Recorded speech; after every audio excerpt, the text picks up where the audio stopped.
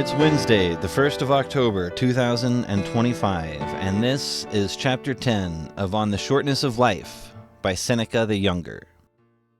If I were to parse the argument that I have proposed, many things would occur to me which I could use to prove that the busy life is indeed a brief one.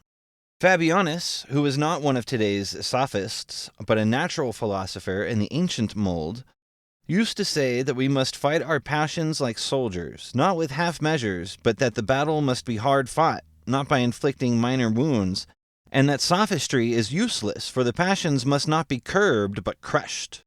However, reproach for being governed by passions is a mistake. These people must be instructed, not criticized.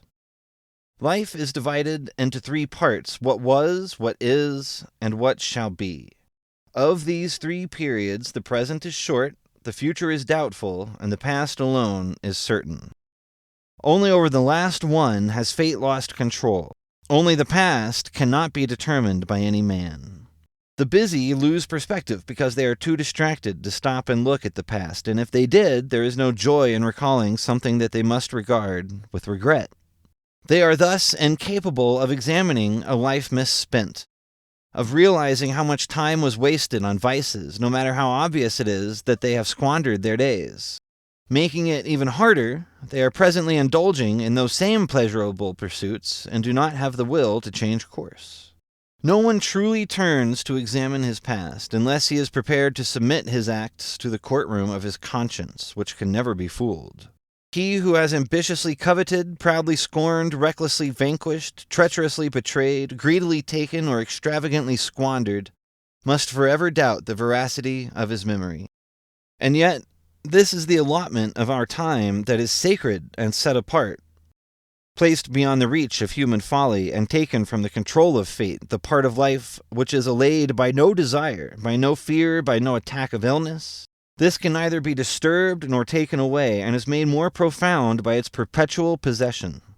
The present offers one day at a time, divided into minutes, but all the days of the past can be conjured up when called, and are under your control to behold and hold them at will, a trick that the busy have no time to perform.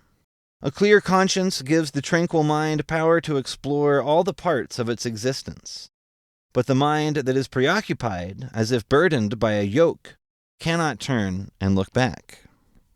Such lives vanish into the abyss, and can never be dredged up from the bottomless depths.